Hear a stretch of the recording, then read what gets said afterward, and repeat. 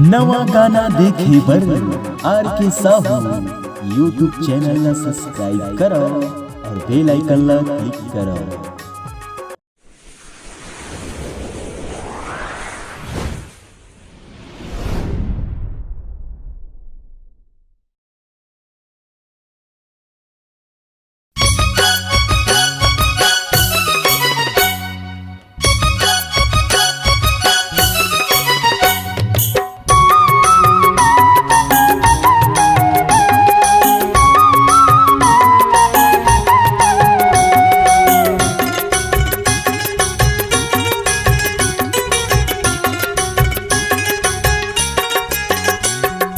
मिठ मिठ गोठिया थच सारी, मिठ मिठ गोठिया थच सारी जीवला मोर जला के। तोरे बहिनी गारी दे थे वो मोल तेरे माँ पला के। तोरे बहिनी गारी दे थे वो मोल तेरे माँ पला के।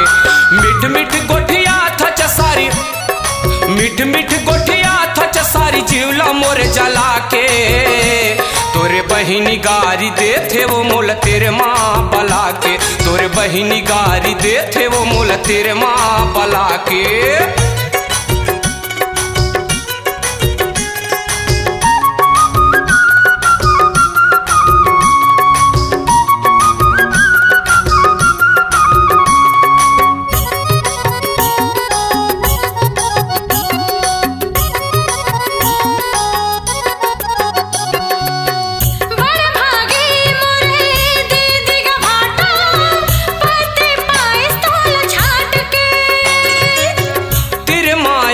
ज्यादा झन गोठिया ना गारी दे थे सारी रात के।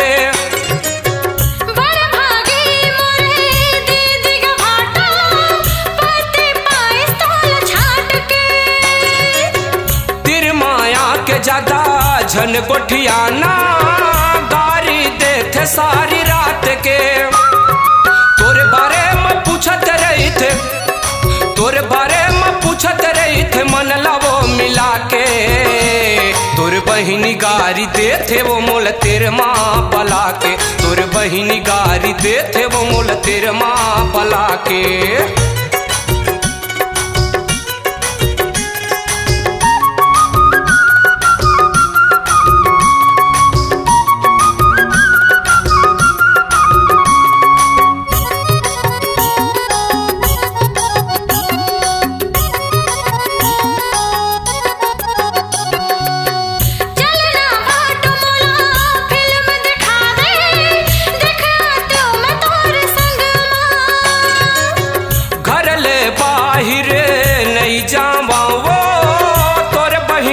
सारी तंग माँ चलना बाट मोला फिल्म दिखा दे, देखा तो मैं तोर संग माँ। घर ले बाहिर नहीं जावा वो तोर बहिनी के सारी तंग माँ।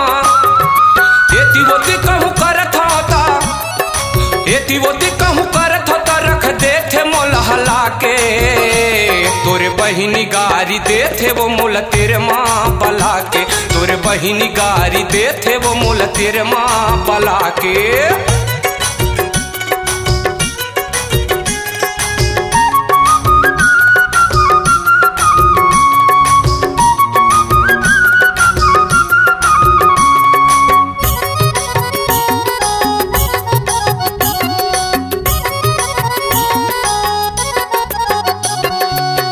रूप के रानी ये वो सारी जलत है तोर मुस्कान माँ।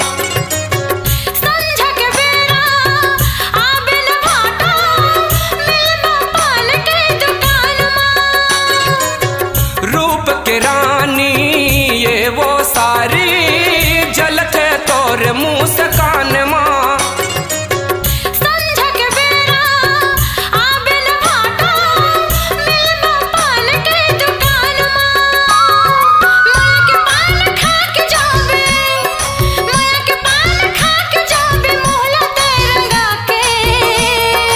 बहिनी गारी दे थे वो मोल तेरे माँ पला के। तोर बहिनी गारी दे थे वो मोल तेरे माँ पला के।